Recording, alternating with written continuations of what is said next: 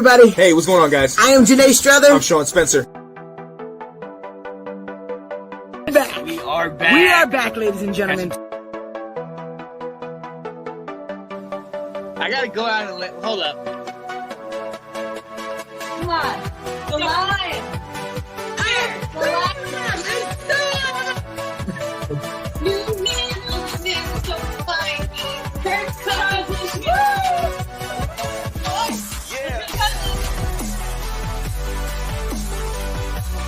All right. I am Janae Strother. I'm Sean Spencer. And this is Let's Talk Football. What's going on, ladies and gentlemen? It's your boy, Sean Spencer, one half of that dynamic duo that's Let's Talk Football. Ladies and gentlemen, it is Wednesday. We are still here, even after that game last night. But you know what it is, Washington Football Weekly. Yeah, buddy. And I'm here with my guy. Mr. Will. I love it when they call me Big Pop. Mr. Will Kramer. What up, Will? Hey, man. Yo, how's the Washington training of the youngest, of Mr. Connor? Well, he was kind of awake and they were playing well, you know. So then he fell asleep and they kind of fell apart. So maybe he's a good luck charm. Maybe he's something to it there. We'll see. I can dig it. Look, like on my favorite show, The Office, with Steve Carell says, "I'm not superstitious, but I am a little stitious, just slightly." You know? Yo, so glad you guys are here to join us, ladies and gentlemen. You know what it is, Washington Football Weekly, where we are trying to break down our favorite team, the Washington Football Team, dive into the ins and outs. I know it looks a little thin here. Well, we got to shout out our guy. Our guy is going over there taking care of his kids, going to do some Christmas wrapping of gifts and you know, just enjoying the Christmas time of the year. Low, shout you out, buddy. We know you're in the chats and listening and all that stuff, man. Shout out to the kids. They're always on the show in the background doing their thing, man. So, hey, we'll hold down the fort for you, buddy. You know how it gets done, man. You know how it gets done. Yep. This is a fun time of year. He actually has the most fun. You know, obviously when you experience Christmas through the eyes of a child, it is a different experience, and he's got a few that he gets to see. So I'm sure they're so excited right now. And like he said to us, you know, he's got a little bit of wrapping to do to make sure that everyone's ready for Saturday. Oh yeah. It's my kind of guy. You know, we're not trying to get this stuff done early. We get it done when it matters. Not trying to get it done early. See, look, hey, Kat and I are the perfect match, because Kat, she starts to go shopping on December 26th. All right. And she shops all year long. So at this point, there's so many things over under the tree. It's like, oh man, this is crazy. I am one of those that's like, oh snap, Christmas is a week away. I need to go out here and get some stuff. Oh, jeez. Yeah. But you know how you have a good woman when she says, "Don't worry, I already took care of your family." Let's go, babe. There you go. Yeah. Let's go, Kat. Yep. Let's go. I can dig it. And look, ladies and gentlemen, we know we need gifts. We need gifts from our loved ones. My man Will just had a brand new baby boy. We talked to Ab. He's doing his thing. I got my baby Catherine. But ladies and gentlemen, we need gifts because at this time of the year, we getting everything taken away from us. COVID is wreaking havoc, and it is claiming all of our players. If you do not know, the games that were supposed to be for Sunday, about 2 or 3 of them were pushed back, and one, including our game and the Seattle game against the Rams. Washington played Philly last night and started off decent early. We'll talk about it, but loses the game 27-17. Will, it's kind of what we expected, right? Like, it was. I mean, anyone that went in there saying, "Hey, we might win this," like, I think we're going to win this, and like is upset at the performance, then you're really off this ledge of being a Washington homer, and you gotta come back to this a little bit. Back, right? You know, like you're out of it. So much so you talked about being, superstitious or just a little stitious. Yeah. So I've got an outfit that I wear, okay? And for the 4-game win streak, I was wearing this, and it's, right now, and I switch it up. If they lose, I don't wear the same shirt the next week. I had my polo on, I have a black pullover, I got certain socks, and I put on these Redskin Zubaz pants. All right. So I messed things up a week ago against Dallas. I forgot to tell you all this. I washed everything. No, I'm sorry. No, I didn't get it washed. Okay. I didn't get it washed. After we beat Oakland, or Las Vegas, I said, hey, I'm just going to put these off to the side. I'll wear them again on Sunday. We lost to Dallas. Okay. So first off, I'm going to bring that back out on Sunday. But for this game here, I said, I'm just going to pull out all the stops because I have no expectations of a win. Yep. So I'm going to bring out the jerseys. I'm going to bring out different shirts. Yeah. I switched jerseys at halftime. I just said, I'll do anything to give ourselves a chance because we are praying in this game right here. So. Yeah, that's when it's like, all right, coach, I see you need my help. Let me get my juju things out. Let me get the hat off. Right. I was just pulling everything out that I could. Any type of good luck charm that I could. I had a ball cap on for a little bit, because it was like, we didn't have a chance in this game. No, we really didn't. And look, but like I alluded to earlier, early, we looked like they gave us hope. I mean, they showed up. They played well early. We got a couple early turnovers. Definitely helped with that. Goddard, the ball kicked up off of his foot, and Landon Collins got that interception. But we definitely got some early turnovers on them. And one of the things, I love that we got the one touchdown, but then the other one where we settled for the field goal, that I thought in my head, that's going to bite us in the butt. That's going to come back and rear its ugly head because we got in the red zone, I think, 6 times and got three successful trips, but you can't leave points on the field. You know what I mean? Especially in a divisional game like this. It was rough early, man. This team needs all the points they can get, especially when you're trotting at who you're trotting at out. I will say first, before I'm actually going to praise Philadelphia, all right, because they had a game plan that absolutely worked. Didn't they have over like 500 yards of offense yesterday? Yep. And they are the number 1 rushing team in the league, and they showed it. And we were not able to stop the rush, and they did that. And then also, you've got the Philly tight ends kill Washington's defense every year, and they did it. And they used that formula of we're going to go tight end to open things up, and then they said we're just going to hand off, read options all the time, and we were done. We were so confused out there. They had us. But even before that, just like you mentioned, that first quarter went well. Philly changed their system. They basically said, okay, so you think you're going to hand the ball off to Antonio Gibson 30 times and just run it on us? Mm-mm. Yeah. They loaded the box. They sent pressure every time because they said, you are not going to beat us by running the ball. And we were not going to beat them by passing it. Garrett Gilbert was not going to lead us to victory. And they said, we know you can't beat us by throwing it, so we're going to make you throw it. And so it's like, to me, it's like we did as good as we could. Yeah. You know? And then Philly said, nope, we're going to change your scheme. I mean, Gibson got hurt. That didn't help. But because that first quarter, he was averaging 5 yards a carry. Mm-hmm. And then he hurt his toe, and he got 19 yards the rest of the game, the rest of the 3 quarters. So, A, his toe was bothering him. But 2, Philly said, nuts to this. Mm-hmm. We ain't losing this game. Because there was pressure on Philly last night. If you lose to a Garrett Gilbert-led, Washington team, COVID-ridden team, the Philly fans, they booed him after the first quarter last night. They would never forgive it. So there was a lot of pressure on them. They figured it out. They made the adjustments. Right. And we already know how much talking and how much conversation and chatter was done before the game. Darius Slay, Fletcher Cox, all those guys saying, well, how do we have to suffer, or how do our game have to be pushed back because of issues on their team? I mean, I get it, but you're like you said, they had an opportunity and they looked like the team that not only came to play, but they were healthy enough to play. And I think in the last 2 losses, those have definitely been a real big issue because unfortunately the best ability is availability. And if we don't have guys on the field be it because of injury, be it because of COVID, whatever the reason, you can't win games that way. You absolutely cannot. No, you said it perfectly. I mean, you got to also mention that Philly was extra motivated at this point because they were ticked off that now they have a short week for they go play. But I mean, we had a short week too.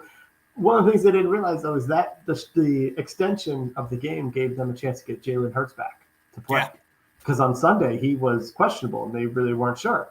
But like we've said, basically, I felt going into this game and what we really saw was for the first time all season, I think our makeshift team, like I wrote, the dam held up as long as it could.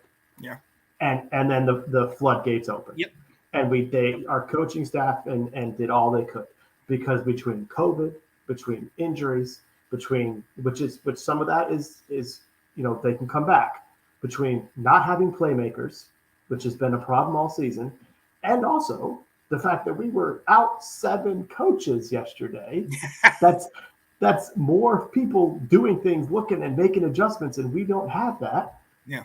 It was just like, I mean, do I like seeing my team get crushed like that or the defense get gashed? No, I still get ticked off watching it. I'll get a little silent, but it's not like I was surprised to see it coming, Yeah, we like I said, all intents and purposes, we definitely saw this. This is definitely something that we for the most part predicted, because again, if you don't have enough players, you can't do these things. I want to shed a little bit of light there, if there is a silver lining, because of all of the injuries and all of the coaches that were out. It gave an opportunity for Jennifer King to become the first ever coordinator. What wasn't it? Or our starting position coach to start a game and to coach a game in there. And I love what she said. She was like, it's definitely a big move, especially something that, I appreciate this opportunity, but at the same time, our backs are ready.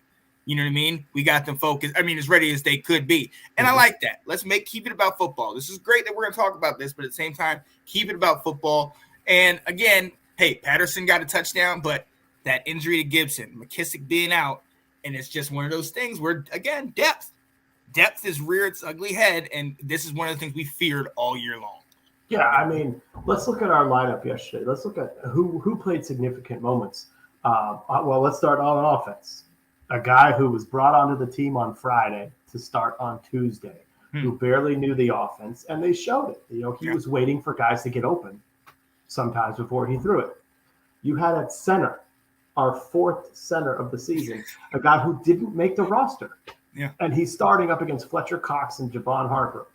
To the right of him, Sadiq Charles, making, I think, maybe his first start of the year. But Sadiq Charles was the guy that was always put on the inactive list week in and week out. So he's not a guy they were expecting.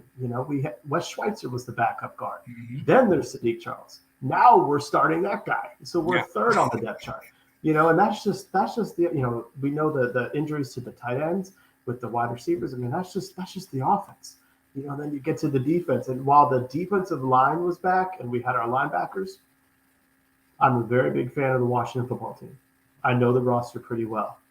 I could not tell you who was out there at cornerback, who the number was. Nope. I had to see the name of it.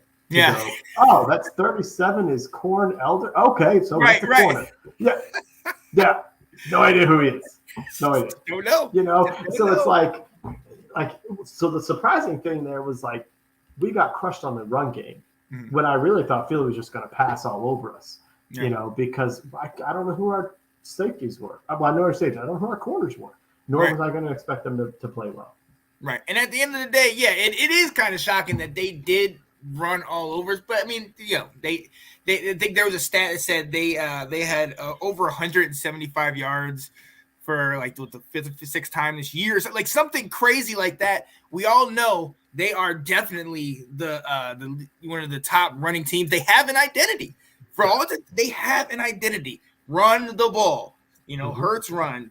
Miles Sanders, who finally is getting some touches. Even Howard got in the action and is running the ball. And look, they have Devontae Smith, the Heisman Trophy winner. I don't know if you saw that catch in the first half where he caught it on the sidelines and toe tapped. Mm-hmm. And I was like, "There's no way he caught that." And then they saw the replay. And said, "Oh, ooh, yeah." He actually did. That was a nice play, a very nice play. Yep. So I definitely got to give them credit. They being healthy, they did what they should have done. Garrett Gilbert, I don't know. I mean, that's what we should expected, and it looked like the chemistry, that stuff wasn't there, because I remember one time Gilbert got knocked down, and I think it was Flowers that walked up to him. And you just see the hand reached out to pick him up, and Gilbert just got up on his own. And it was one of those things, and I was going to text you guys like, is there a little, but if he just got there, of course, he doesn't know the guys. Right. He doesn't, he hasn't had that time to have any kind of chemistry or camaraderie. He's coming off the street to play. So, hey, he did best he could. Didn't turn the ball over. You know what I mean? Had some interesting passes, but he definitely looked like he felt like he had a little bit more time than he did. Right. Pocket presence was terrible. Yeah. He stood in that pocket, and I know they kept trying to say, he's standing there, he's holding. I was like, no. He just, something in his head is not telling him to go anywhere, because it was collapsing and he just wasn't moving at all. Yeah. I'm like, there's a reason why he's bounced around the league. Yep. And is on the practice squad. He is tall. He's got an arm. I saw him throw stuff. Sometimes the pocket had collapsed so much he couldn't step into his throws, but he still got some of those sideline passes off. So he shows, hey, he's got an arm, and he can be accurate with some of it. But the pocket presence, like we said, it's not about how strong your arm is. It's all and this is the stuff that, as fans, even as scouts, as coaches, this is what they can't predict. Yep. Why do so many quarterbacks flop? Or what's the secret recipe for who's successful and who's not? It's like you have to have the skill set, but then it's the mental part. Can you process? Right. And we've seen some of the best, maybe potentially athletically, or the best potential, not be able to process, read certain defenses, or when they, defenses start disguising things, they just can't pick it up. And they rely on, like you said, the arm talent. They rely on, like Lamar, you rely on your ability. I know I'm the best athlete on the field, so I'm just going to rely on that. And the NFL is too smart, has too much tape, and they, pick up on tendencies and things like that too well for you to sit there. You might get away with it sometimes, but it's not going to work all the time. Yep. It's definitely not going to work all the time. So we have got to move on, because we are still playing football, ladies and gentlemen. So many people in the comments, double hitter tonight. Yeah. Actually, a triple header, ladies and gentlemen. Love doing this. Is my Christmas gift to myself, ladies and gentlemen. Tears for you guys. Hey, but the Lions won. Can you believe that? Can you believe that? I mean, was Cat running around going crazy? They crushed the Cardinals. It didn't even look close, man. Shout out to the Lions. Amon-Ra Brown is a monster, getting it done. Jared Goff, hey, proud of you. You stuck in there, 2 W's. And look, this is a topic for another show, but I understand they're 2-11-1, but I take them over some of these teams that are in the playoff. I mean, their fight, the way that the Lions are fighting and staying in these games, man. I'm like, okay, Detroit, man, get a couple pieces, man. Hopefully.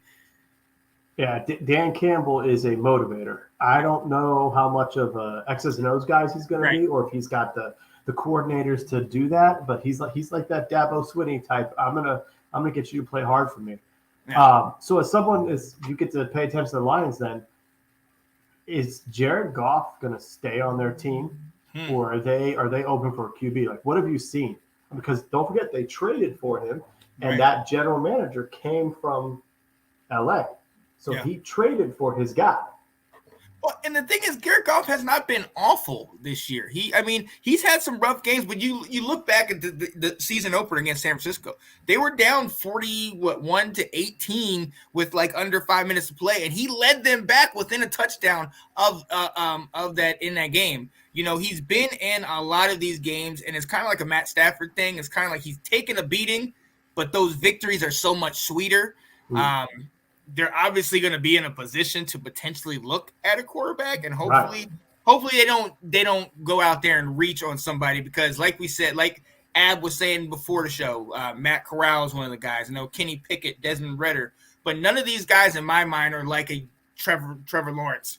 You know what I mean? That you can say, let's go. Let's get this. I don't see any of these guys like that. Not even your boy number 7 in Chapel Hill. Hey, listen.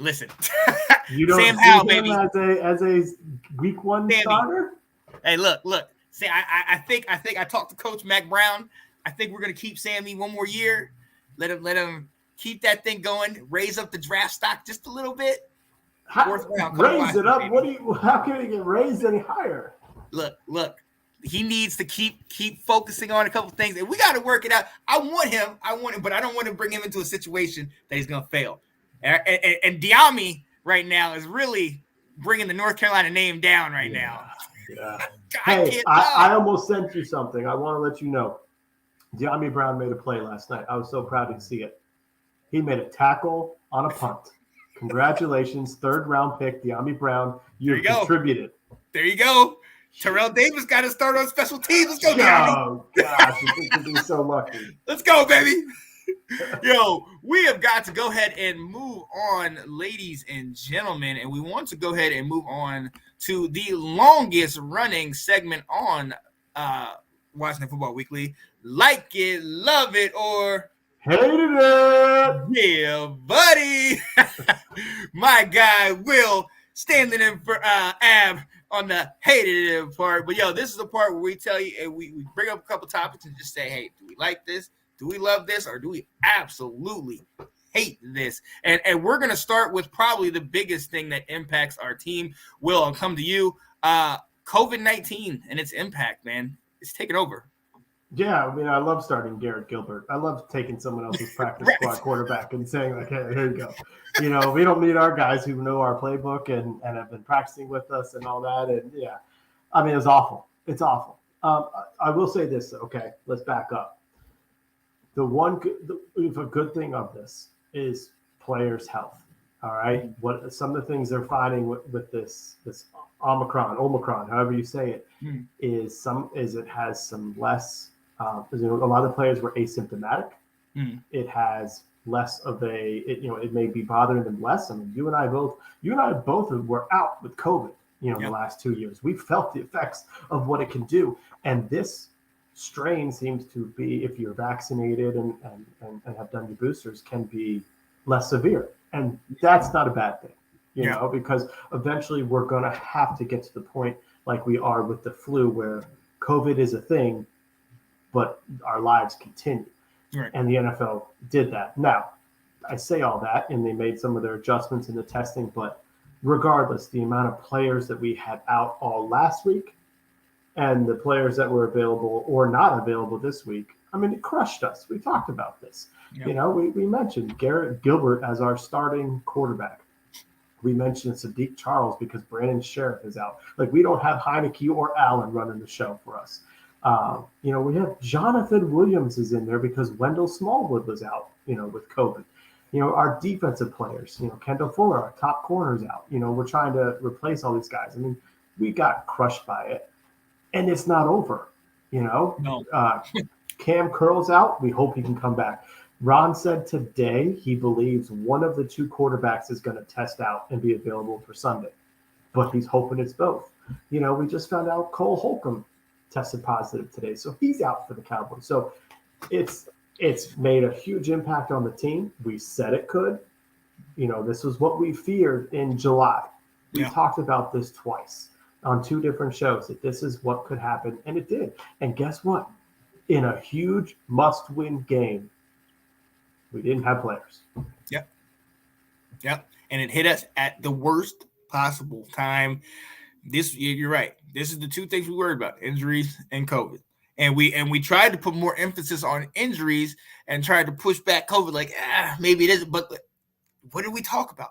What of our like it, love it, hate it from the preseason was Montez Sweat and his quote that you read last week talking about, I still need to get information. I still need to, he finally gets back from the broken jaw that took him out for a couple weeks, and to where he has COVID. And then all of a sudden, he's out for another game. So glad we can have him back.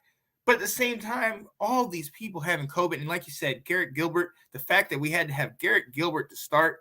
I don't know if you know, number 35, Williams came in at running back after Patterson when Gibson went down for a little bit.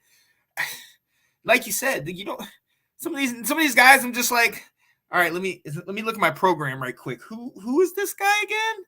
You know what I mean? And at some point, it looked like, I remember Roberts came back and they showed like a slow motion replay after the play, and he looked at the guy. And sometimes it's like, where were you? He looked at the guy like, who are you? Who are you?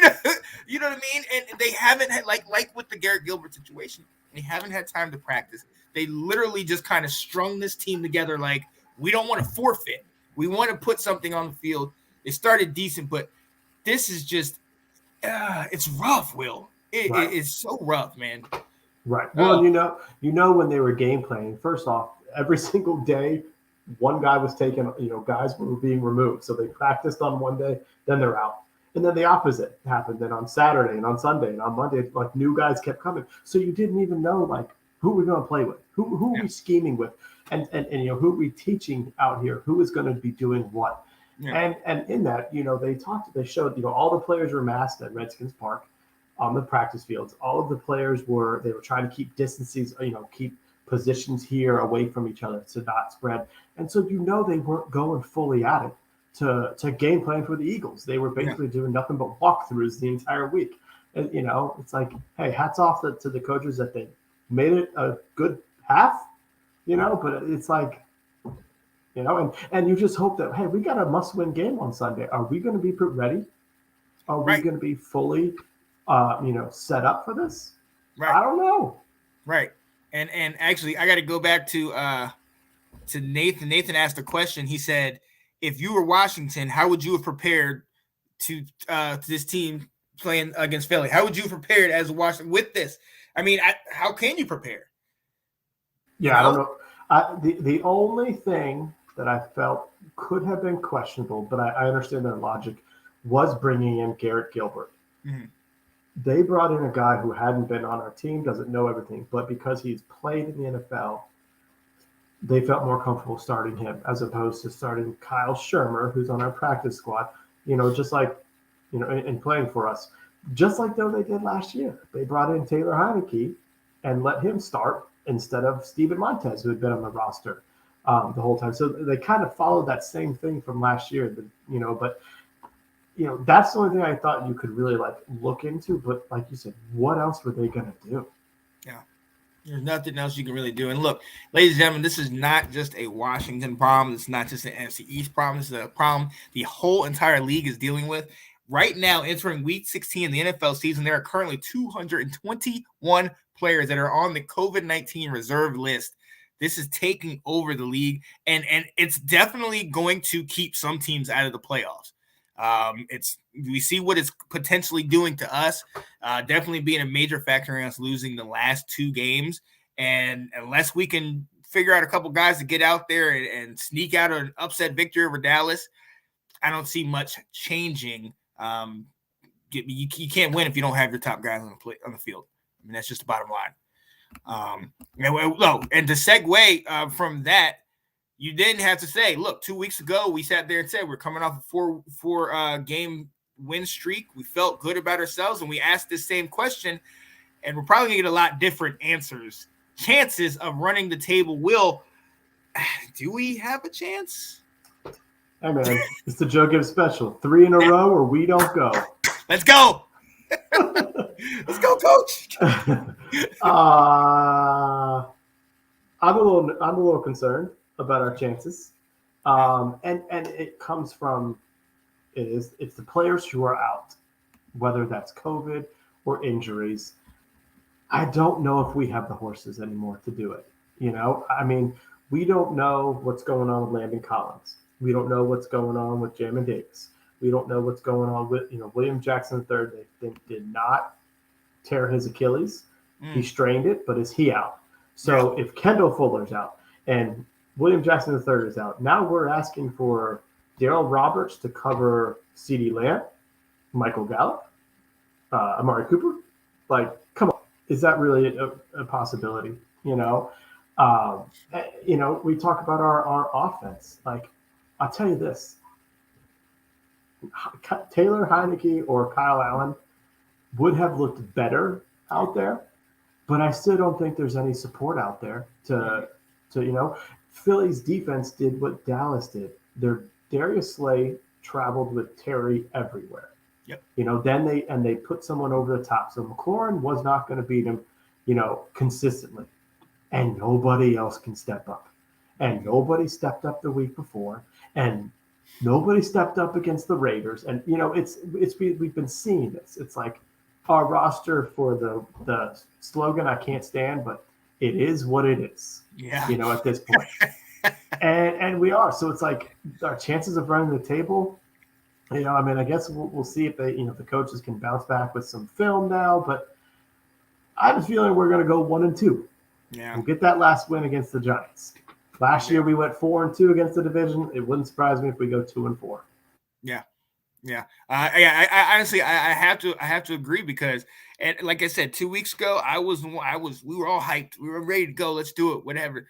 But as COVID has definitely wreaked havoc on our team, even after the Cowboys game, I felt like, okay, let's get the makeup game against Philly. Come on. But when we got hit as bad as we got hit to the point where you have to get a Garrett Gilbert, you have to get these other guys, and seeing how we played, we're giving it everything we had, but it was just like, it's not going to happen. It's not going to happen. And now going into a Philly, going into Dallas, playing in Dallas, playing a Philly, both teams that Dallas not necessarily needs to win to go in, but it definitely helps, them trying to get that home field, that first round bye. And then Philly definitely needs the W to get in there. So it's almost like we know we're trying to play for something, but it's kind of like, what are you really playing for right now? Know? Right. Well, do you have that little clip of where we're at in the draft right now? Let me see. Let me see if I can pull it up. I don't have it on here, but let me see if I can pull it up over here.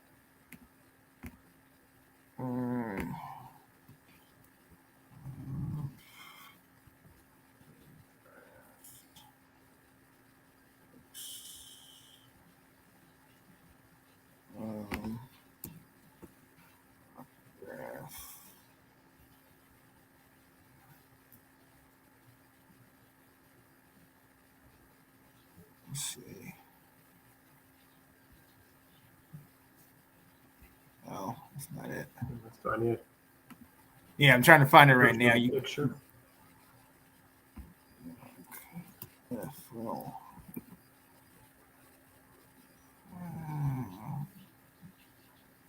There you go. This isn't the best. Yep, there it is. Shows the teams there. So we got what? As of right now, you got Jacksonville, the Giants, Texans, Jets, Giants, Panthers, Falcons, and us. Yeah. The Jets again. So the Jets have 2 first rounds. The Giants have 2 first round picks. So we'd be picking 10th right now. And, let's go. Look, Will, you and I talked about this before the show. A year ago, we were in this situation. A year ago, we got caught up in the hype. We're making it. We're making a run. We potentially can win the division. And in Philly, we played a Philly team where Hurts had run for 2 touchdowns and actually was, gashing our defense until Philly pulled the other Philly special and took out Hurts and put in Nate Sudfeld. Thank you for that, Philly. But then, in hindsight, looking back at it and looking how the draft played out, Philly, Devontae Smith, they picked up. Dallas, we know what they did in picking up Micah Parsons. The Giants made the move back, and Giants, there's a whole thing going on over there. But both of these guys used those picks that they got because they did not make the playoffs. They did not, get over that hump to actually bolster their team. And what do we say about Dallas all year this year? Dallas has not played anybody because of how crappy they were, where they ended up. Their schedule is a lot easier this year. So look, right now, of course, you'd want to go to the playoffs. Right now, I don't even want to. Right now, look, with everything that's been going on with the injuries, with COVID, just rest. Let's just cruise into the offseason and let's start working at it right there. You know what I mean? Yeah. I mean, because it goes into the whole thing. Like, all right, so we go in as the 7th seed. We're playing Dallas. We're playing Packers. We're playing the Rams, or the Cardinals. Like, we're gonna beat them. Yeah, are we just extending the season one more week? Yeah, it'll be exciting. You'll get fired up, will be. But like, it's like last year. Let's go back into last year when we went in there. Oh, well, could we be playing Tampa Bay again? And we're like, right. I'm gonna root for my boys, but and with that, so we look at like, okay, so how are we going to get better? And we know areas that we need to improve upon. And right now, I hate to say it, but the stuff we were so concerned about last year off season, quarterback, pass catcher, cornerback, we are no better today than we were after an entire off season based on the way things have played out. We were on paper going into the season, but the way it has played out, we are not better. And so we need playmakers. You asked us earlier today, what would I do with that 10th overall pick? And honestly, I would draft a wide receiver because we need another pass catcher out there. Yeah. We need another weapon. And because we need to extend Terry. So you can't go sign another free agent wide receiver and be paying top dollar for 3 guys. You have to, for the salary cap, have somebody cheap. And how can you get a dynamic receiver, a dynamic offensive playmaker for a cheap contract? Draft them high, and that's also why I've been so hopeful that Heineke can continue to improve, because how great would it be to say, well, we got a decent enough quarterback here. We can get a wide receiver just like Philly did, who is dynamic, who can stretch the field and change the game. Yes. That's going to make it, because unless you're Aaron Rodgers, who can take MVS and Lazard and whoever these guys are. Tunyon, he has one guy, Tunyon, one guy that he knows he can trust, and he makes all the others look good too. Unless you're someone like that, which we're not going to get that, we need playmakers. And my concern is looking at that list. Let me see if I can pull it back up real quick. When I was looking at it, and that's why I asked you about the Lions, is the Texans need a quarterback. The Panthers need a quarterback. The Falcons picking in front of us, they all thought last year that they were going to pick Trey Lance, or Mac Jones, and they didn't, so they could use a quarterback. Yeah. And then all these guys right here that have draft picks, who's going to come up and trade with the guys with the Jets and the Giants that have draft picks? So we could be looking at the 4th or 5th quarterback. At that point, Ad talks about reaching. He was so right in that message that he said. It's like, are we going to go up and reach just because now we know we want to improve at quarterback, and this is what we have to do? And that's why it's like, I would love to see someone like Heineke or like Allen show that, hey, they can do it, so we can, provide weapons around them. Yes. Yeah, absolutely. Absolutely. And hey, just like, I love that.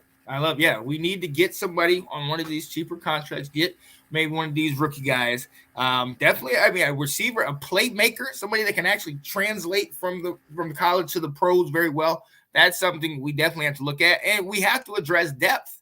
We have to address depth on the team, because what does it matter if we get a solid quarterback, albeit in the draft or in the free agency, if we can't protect them? One of the biggest stats that I think we saw on Sunday was they went through the O-line and they went through all the different starting centers and all the starting different guys that we've had on the O-line. If you can't keep these guys on the O-line, the studs definitely ain't going to want to come here. Russell Wilson or Deshaun, they're not going to want to come to a place where they know they're not going to get protected any better than they were where they used to play. So you're definitely going to have to build up, and especially in a situation like we have this year, where you have COVID, you have injuries rearing its ugly head. Chase out, Logan Thomas is out, Fitzpatrick's out. You need that depth so that you're not turning into a Dallas of a year ago. And look, all intents and purposes, we've done good with the situation, with what we've gotten, what we had to deal with. But it still stinks, because it's showing what we need to deal with, what we need to work with. Right. Exactly. Love it. He says, you don't think ATL sticks with Ryan? So he is in, I think, the last year of his contract, or at least the last part of the guarantee. And so, like, this is your perfect chance to trade him, get something for him, know that, hey, he's going to walk at the end of the year. So, I mean, am I saying it's guaranteed? No. Yeah. But, it made sense last year. That's why everyone was bringing it up. Like, are they going to trade Matt Ryan and, draft a quarterback, going third overall? Yeah. I like that. We'll see. They might need to work that out. And it's funny because somebody actually mentioned that to me. If Matt Ryan somehow was available, would you be interested in that? I would be. I would be interested in Matt Ryan and Derek Carr and Russell Wilson, all those guys. Here's my only thing about it, though. It comes back to how are we making our team better? Right. If you give up your first round pick, your 10th overall pick, and you send two first rounds, next year's first round, how are we making that roster better? Right. Who is he going to throw to once again? Because yes, Curtis Samuel will be back, but well, I'm sorry, he wasn't here this year. I can't trust him. And you got to think we'll be better with him, but we need more than just Curtis Samuel. We anticipated 3 guys that we were going to rely on, and we've got one. And Curtis Samuel didn't show up, and De'Ami Brown didn't show up, and I'll even go to the 4th guy, Cam Sims. Every year at this time, Cam Sims starts to show. He starts to flash, and you're like, oh, he's a big guy. We can play him next year. What does he do? Yeah. So it's like you talked about depth. Look at us at wide receiver. Who is going to make a play? So we gotta address that again. Yeah, again is right.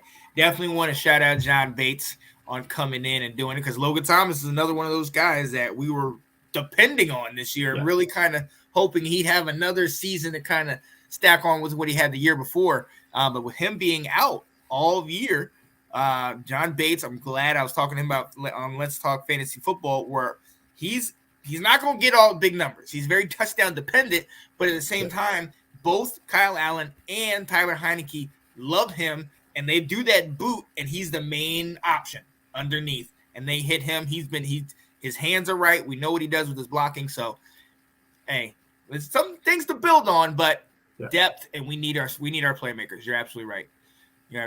Yo, going to move on, Will. The Redskins logo is back in the news. Will, I'll let you tell the story. Yeah, for stuff that you wouldn't have thought. Yeah. So you and I know this story. Yeah. Unfortunately, the general public does not, and this is what I blame Daniel Snyder for, never making this relevant. Is it on your hat? Do you have the logo on your hat? I have it on here. Yeah, right there. That Indian head right there. That right there. Okay, so that logo was created by a Native American tribe. They saw, if you look back to some of our throwback jerseys I used to wear with Kirk Cousins, and they had that, it's a different type of burgundy and that yellowish, brownish pants. They had that Redskin logo for a while, and the Native American tribe said, hey, would you honor one of our greatest warriors, one of our leaders? Here is this logo and they gave it to Jack Kent Cooke, the owner at the time. And that became the Redskins logo for all these years. Daniel Snyder never got that story out and made it known to people. So that logo has been retired by the team. The family that created that logo, the Wetzel family, has said, hey, that is to our dad, Blackie Wetzel. We would like that logo back now. And what do they want? They want to use it for one of they call it the Blackie Wetzel Warrior Society. And it raises awareness for Native American issues. And one of the ones being missing, and it's very gruesome, missing and murdered Indigenous women. So basically they're saying, hey, we gave you this logo. You've retired and said you're not going to use it. Will you give it back to us? Yeah. What I think is interesting about this is, so that's Daniel Snyder saying, have it back. I will never get another dime off of it. It's all yours, to have back. And it also makes me wonder, so does it truly mean on any type of throwback now? Will we never see that logo again? That was never a story I ever thought possible, that the tribe would say, hey, give it back to us. But yeah, and look, so I like that. I like that they're reclaiming it, they're bringing it back, and they're getting use out of it from the perspective of where it came from, with them being the the guy, the gentleman, no, Blackie, being the face kind of the franchise in that whole situation. And I love that. And bringing it back to him, good, because now you're going to use this, which is very well known, a very well known symbol, to a cause that is helping, indigenous people, especially indigenous women going through those situations. I love that. I love bringing that attention. And then it kind of goes back to something like that we were talking about, where this whole conversation goes. And again, we know, we understand where it is. It's moved on. We're the football team, and then hopefully not Commanders. Get ready. We don't know, but the thing is, I'm glad, because like I said, you and I will talked about this in the off season. It's kind of like, I get it, but at the same time, if this is the heritage, if this is who they are, what are we really like? We're getting politically correct, but if this is representing them and they find honor in this and having it on the head of a team, I mean, you could switch up Redskins and still keep the face and still pay homage to the community and all this and that. So I'm glad it's getting attention from them, and maybe they can use it and bring it back prominence and not make it this big hate thing and, Redskins and racism and all this stuff, and actually pay homage to them. That's good. I like that. You know what drives me crazy right now, and it's starting to happen, and I can't stand it. It's when they talk about the past and call them Washington football team. No. Yeah. Like Troy Aikman said it. He goes, in my games against the Washington football team, you never played them, Troy. No. Right. They did not exist. Right. And that's the part of where the NFL wants to move forward. They want us to be the Commanders and whatever moving forward. That will be the name, and that will be the case. You can't erase that stuff. If Joe Jacoby or London Fletcher gets into the Hall of Fame, they should not go in as a Washington football team. Yes, I agree. They should not go in as a Commander. No. They didn't play for them. It's like, you're creating this. And no, it is okay. The team, when they did their homecoming or alumni game, during the season, they were so careful to say Washington Legends. And it's like, I'm wearing my shirt. We know it's moving forward. You can say he was a Redskin. You're wearing your hat. Jim Thome played for the Cleveland Indians. Whoever they have right now, I don't know the Indians roster very well. They play for the Cleveland Guardians. Right. You can have both, in my opinion. Yeah. Exactly, because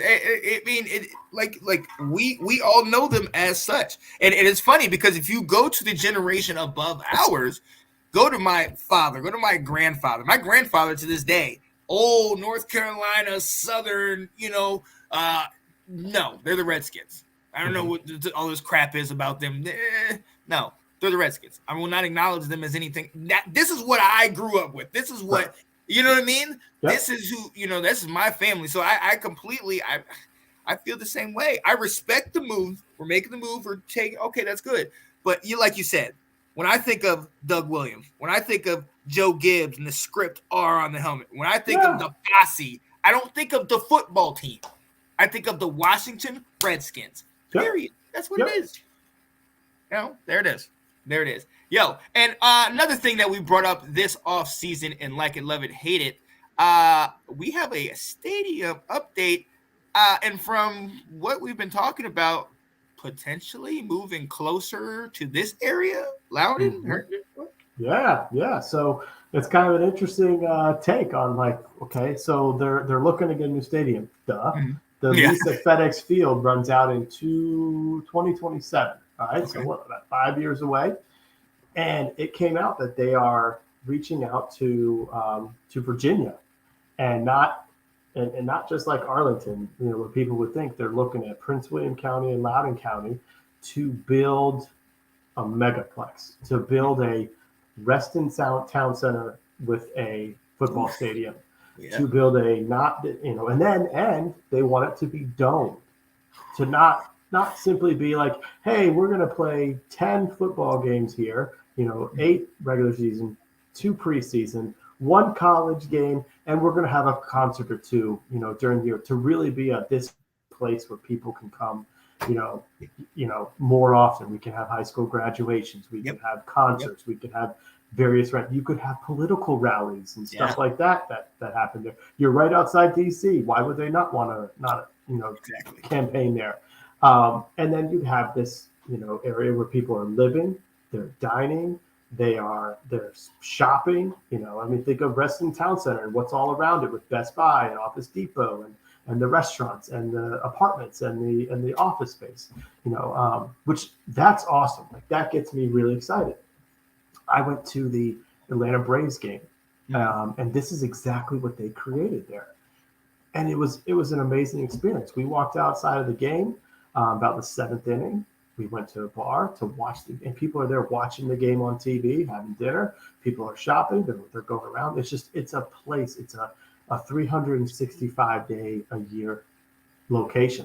Yeah. And so that part of the design, I think, is really cool.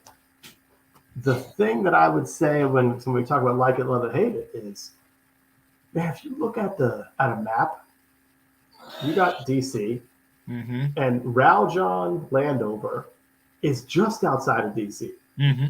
You go look at Virginia and Prince William County and Loudoun, man, you are stretching out there. And depending on where they go, there is no metro access, especially Prince William and all that. And it's like, are you going to tell every single Maryland resident go to the Ravens by doing this? So it's like there's some talks there that I think is trouble. The other thing, this is the biggest, like my takeaway of this is who's going to pay for this? Yeah, because Dan Snyder is not someone that anyone wants to do business with.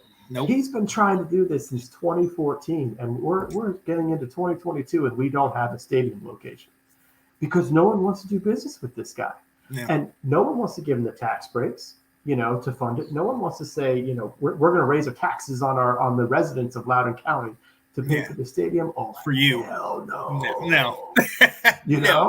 And he got burned in November when his boy Terry McAuliffe didn't win the governor of Virginia, who wanted the team to come to Virginia. So it's like, it's great to hear this. And I love the Dome Stadium because that can be a Super Bowl. I love the concept of the 365 days and people living, and, it's not just a stadium, in a concrete jungle over there. Right. But it's more about, are you going to be able to pull this off?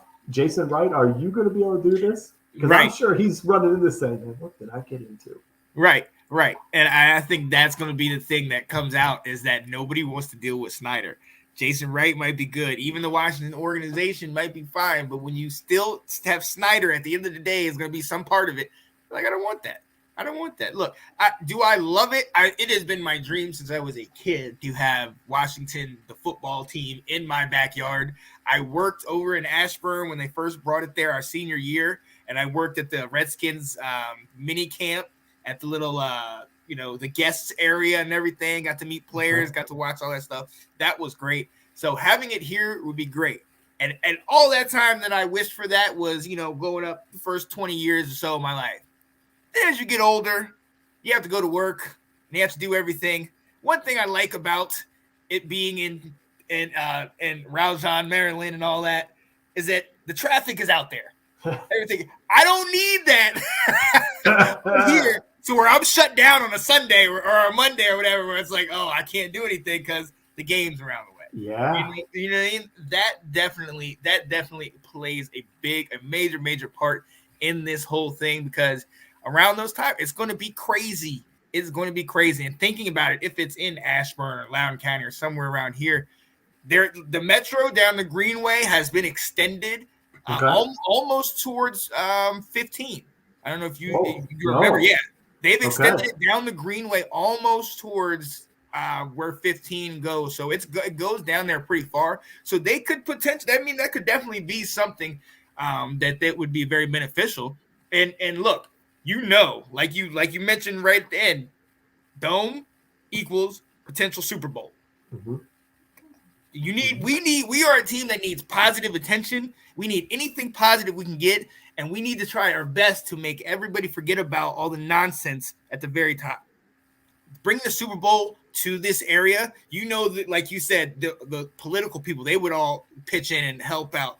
All the people around. Now, the money, the taxpayers would have to pay a lot for that. Yeah. And the area is already very congested. So around, and I'm just focusing on around this area, it would be rough. I would love to have a team over here. Absolutely. But you're right. You're asking every one of those Maryland fans and fans that are borderline Baltimore and all that to come all the way out to Virginia.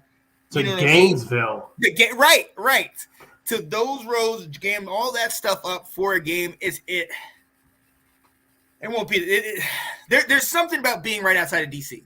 There's something about it. Still is the Washington football team. It still is the Washington Redskins. We're still in the nation's capital. Fight for old DC. You bring it to Virginia. That far into Virginia. Right, exactly. And not even on, like, again, Raljon, right on the cusp. If you come into Alexandria, Arlington, right there. Obviously, you wouldn't do it, but like right there. But all the way out here, where you're almost out to Frederick, Maryland, you're almost out all the way in this area. No. You know what it reminds me of? Summer concerts. All right. Yeah. There are 2 venues to go to. They're outdoor venues. People from Maryland go to Meriwether Post. Yep. People from Virginia go to Jiffy Lube. Yep. If that's the still name of it.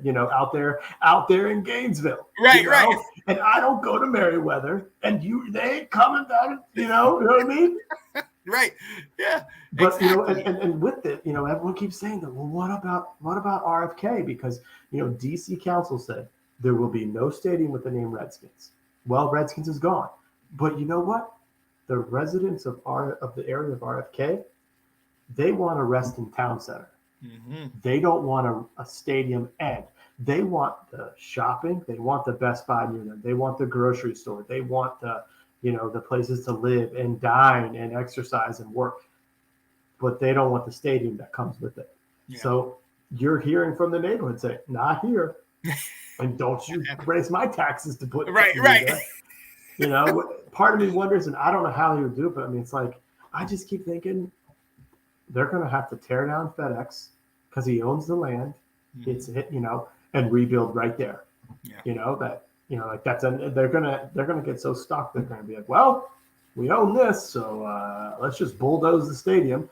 Play at an Audi Field for a couple of years, a DC United plays, and then come, I don't know. We'll see. But I thought it was interesting. But like we just said, the concept is the easy part. Right. Coming up with, we're going to have a dome. We're going to have it a year long. We're going to revitalize an area of this area. That's easy. Yeah. Now, how are you going to do it? Who's going to pay for it now? How are you going to do it? I could have drawn that on the map. I could have given that to you 5 years ago. Right. And you wouldn't have to pay me any money. I could have told you what you need to do. But yeah, that's going to be the issue, and there's a lot of those little details that need to be worked out because that traffic. Yeah, man, I don't miss that. Let me tell you. No, not at all. Oh my goodness gracious, So we're gonna go ahead and move on from Like It, Love It, or Hate It. And hey, ladies and gentlemen, we do have a game this week. Yes. It is Dallas, and as long as we're playing Dallas,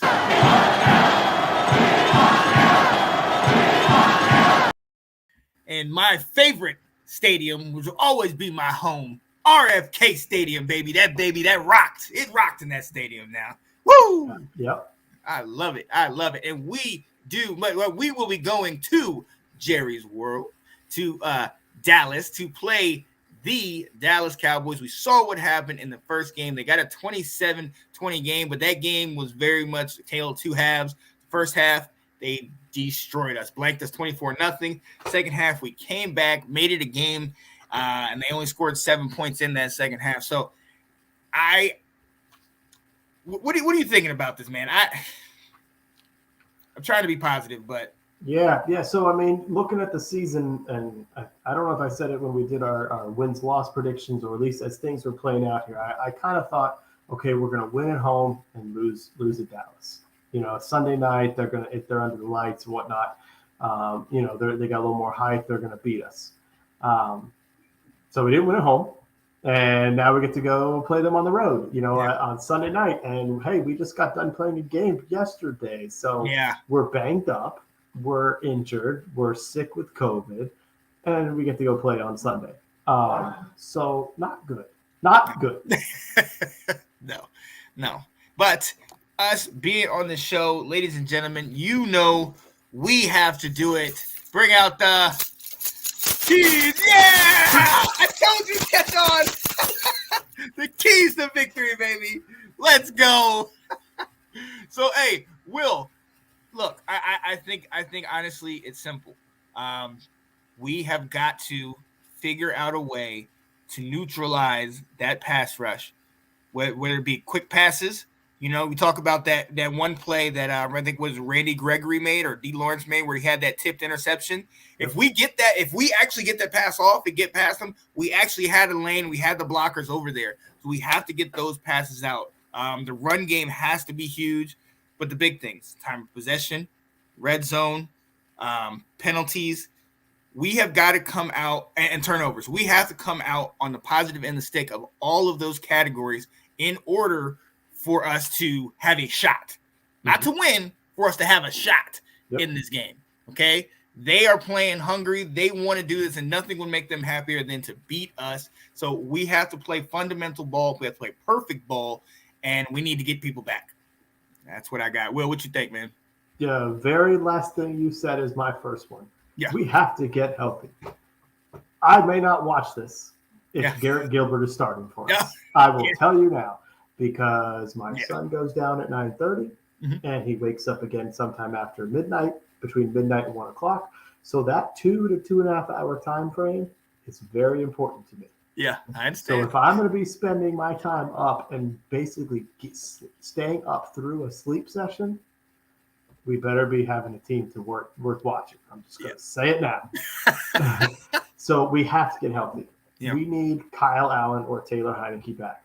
Okay? We need Cam Curl back to play on our defense. We really missed out on him. We need Brandon Sheriff back. Did you know in the 5 games that Brandon Sheriff has missed this season, Antonio Gibson has not been able to run for more than 75 yards? He is unable to get the run game going when Sheriff is not there. That's a problem. Yeah. All right. And you just said we need to control the ball. Second thing we need to do is we need to, on offense, we have to fix what the problem was from the week before, like you mentioned, the slow developing plays. We need to work on short, quick throws that eliminate the pass rush, just like you mentioned. We got to get the ball out so it doesn't matter where Micah Parsons is blitzing from. It doesn't matter where Randy Gregory is coming off the edge from. We're going the other way with the ball. We're doing, guess what Philly did? RPO plays with our quarterbacks. So you're freezing the defensive linemen. We need to get more creative. The other thing with that on offense, we have got to take shots downfield. Yeah. We have to stretch the defense because they're just creeping up on us. The safeties aren't scared. No. The corners aren't scared of getting beat by anybody other than Terry. So they're putting a guy over top of him, and they're letting everyone else beat him. So someone has to, like, De'Ami Brown, let's run a freaking go pattern. Let's give you a chance. Yeah. Let's do it, okay? So we have to take shots. Like Garrett Gilbert did. He bombed that one down to McLaurin. He caught one, and then the other one, he almost caught. We have to do that because we have to keep the safeties honest. Otherwise, they are going to creep up, and we're not going to run the ball against that. Right. Or we're not going to get a 5-yard pass that turns into anything more than a 5-yard pass, because the defense is going to be willing to give that to us. Yeah. And then my third key is going to be we have to shut down Dallas's run, so they have to rely on the pass. Yeah. That still worries me because, like I said, the whoever they have, or whoever we have at corner right now going up against them, I don't know if we can stop them, but we can't be giving up both, just like Philly. Philly could run or pass, and we had no chance. And we saw, Dak made some bad plays against us. He made some bad plays the week after that, So I think that may be, I think we have a better chance of shutting down the run game. And then we got to hope we can bend, don't break defense against the pass. Yep. And hey, like you said, that second half against Dallas, we shut them down. Even that first half, he only got the one touchdown. We got forced Dak into 2 interceptions. Okay, we really neutralized that running game. You take away that defensive performance in that early part of the game from the Cowboys, albeit it's so dominant. You take that away, and we win that game. We beat them in the second half, and we really shut down their offense. They were 1 for 6 in the red zone last time we played them. So, look, what happened this past week is like you said in the group chat, the healthier team is gaining momentum, and that's what happened. It was elementary. Soon as they started gaining momentum, they adjusted to what we were doing, and boom, boom. We have to keep them on their heels. You hit the nail on the head. We only had those 2 deep balls, which was great. McLaurin got the one, and then he didn't get the other one. Keep going. Look, we know what Trayvon Diggs is. Shout out to him and all the interceptions and everything he's doing. But we also know that for every time he gets a pick, he also will get burnt. Okay? We can definitely do it. We know the other corners and issues, and they're how about Anthony Brown? Right. Let's target him. Right. Chuck it up there. That's the thing that I think that frustrates me that I see from a lot of these other quarterbacks. You see the Aaron Rodgers and Tom Brady's. They're like, look, go route. Chuck it up there. Try to make a play. 50% to 60% chance they're going to call a flag. That's just the way of the NFL right now. Let's try that. Let's go ahead and, go out there and do that. I'm not sitting here saying let's do it on 3rd and 1. You know what I mean? But let's go. First down, play action, pop, get up there, or just a straight drop because we might not have time to run that play action because they don't really respect that. You know what I mean? So I definitely think, you're right. You definitely hit the nail on the head. So we're going to have to play mistake-free ball. We're going to have to play mistake-free ball. With that being said, Will, what are your predictions, man? Okay. We got game number 2. Mm-hmm. I hope we got Ron Rivera coaching us. Let's hope he doesn't catch COVID. Yes. So we got Ron Rivera out there. We got Jack Del Rio and Scott Turner getting another chance. We had that awful first half, and then they got their stuff together and played better in the second half. I'm a fan. Why not have fun with this? There you go. David Wright just joined. I see it. 21-20. Brian Johnson, game-winning kick over the Cowboys. Let's go. Yo, Will, I cannot make this stuff up. That was literally what I picked in my head. I was like, 21-20. We're going to figure it out. Let's do it. Let's get the Colt McCoy game where he rocked Dallas in Texas. Yes. Let's go. 0 blitz. Let's send the ball. Let's go. Yo, glad you're able to join us, Dave. We're hoping for it. 21-20. Let's see what happens. That's what I got. Yo, but real quick before we get off, ladies and gentlemen, there's another set of playoffs that is going on right now. And my buddy Will, he is in them. Will, would you like to talk about this? You did good the first week, but in this, it's 2 weeks for each round of the playoffs. For the first round, you are up against, as the number 1 seed, Will, you got Show Me Your TDs. You beat them 136-76. Yeah. Ooh, looks nice. This is a nice W. Now, like we said, there's 2 weeks into each round, so this is only the half. So you'll have the other one next week coming up. Just to kind of scroll down. Who did you start? Let me see. Hold up.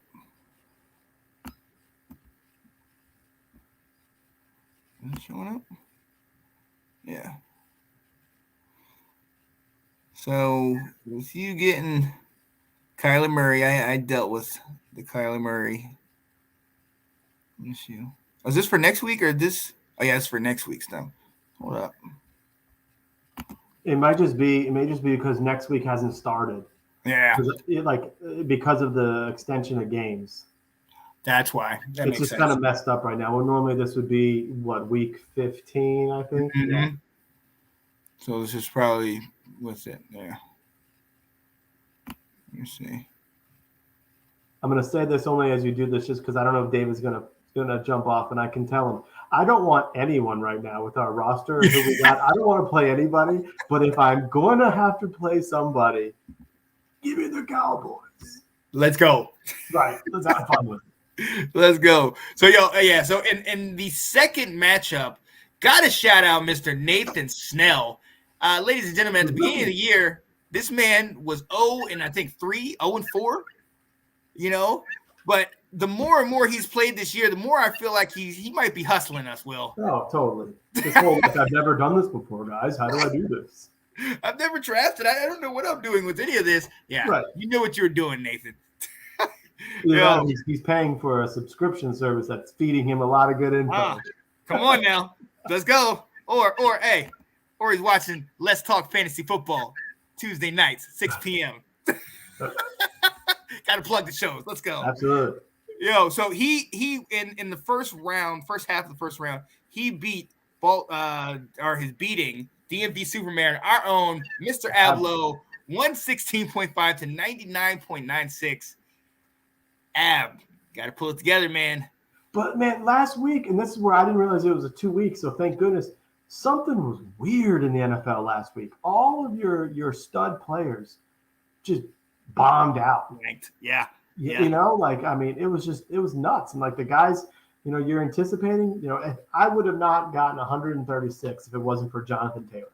Yeah. He alone had like a third of my points. Yeah, absolutely. And it benefited me in another league that I'm playing actually with David Wright. I came in as the 8th seed at like 6 and 8, and I had to play the number 1 seed, but they started Tom Brady, and Tom Brady gave him like 4 points or something like that.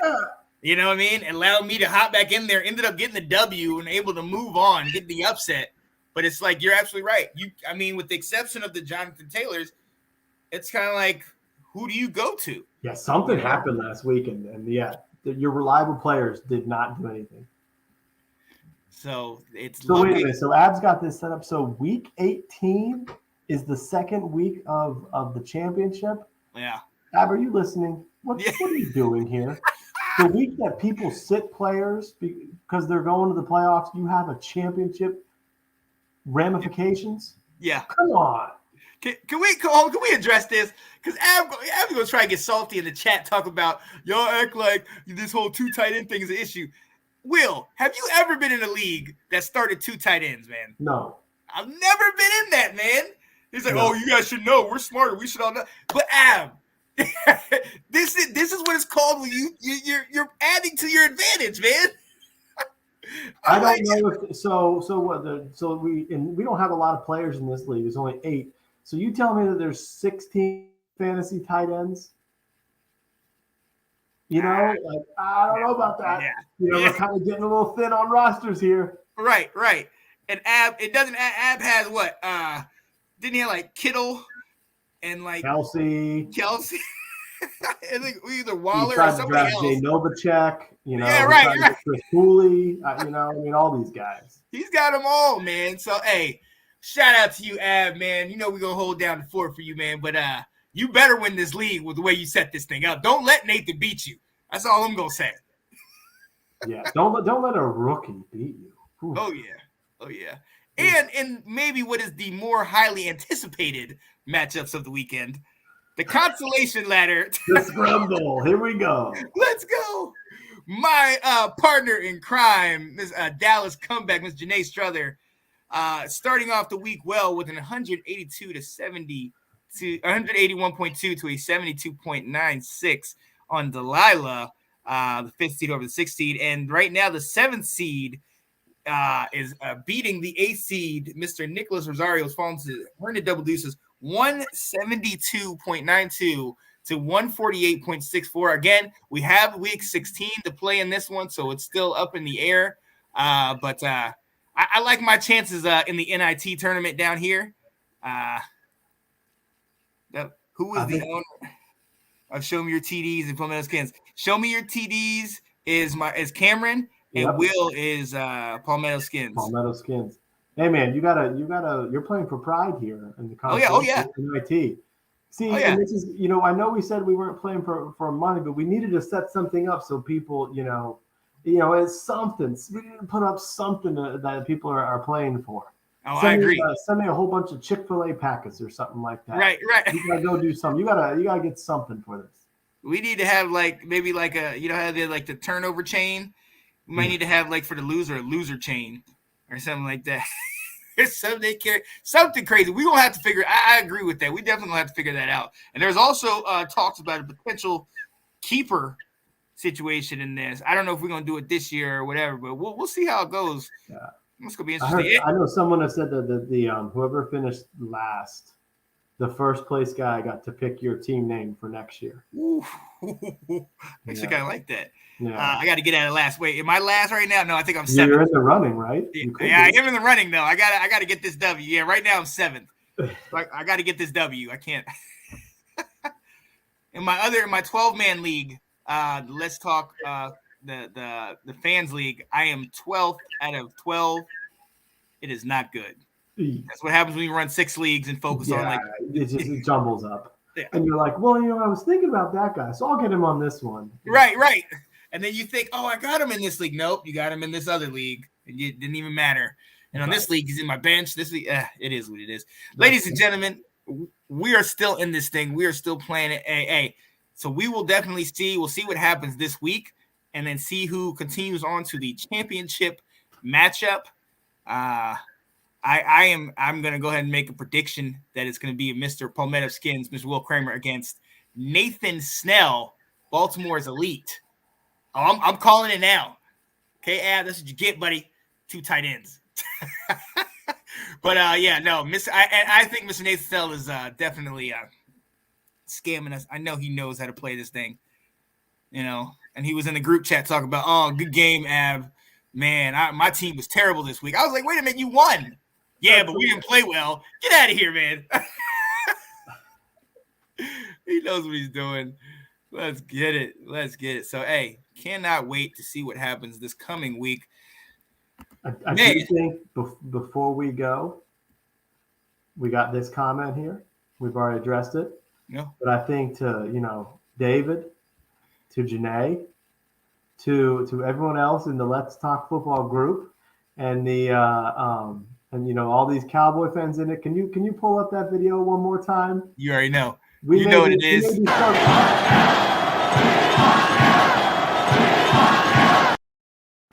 We may be struggling with COVID, but if we're gonna play somebody, let's go. Let's go. And let's go. And let me tell y'all something. Y'all better hope that we don't pull this off. Oh, y'all better hope. Because we coming after y'all if we pull this thing off. We might not win another game this year. But if we pull this off, there it is. Let's go. Hey, Will, always fun with you, man. Always fun. Always enjoy doing it. Held down the fort. Shout out to my guy, Mr. Ab Low, rapping presence, spending time with his babies. No doubt. You know what it is, man. For myself, Mr. Sean Spencer, my guy, Mr. Will. I love it when they call me Big Papa. Mr. Will Kramer, and the shirtless wonder himself, Mr. Ab Low. We are so appreciative that you came and you joined us today, and we are absolutely hoping that you join us next week. Ladies and gentlemen, we want Dallas. Yeah, baby. See you next week.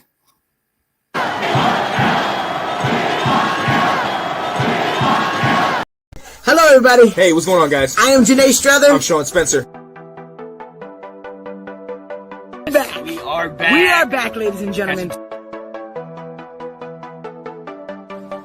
I gotta go out and hold up. Come on. The Lions.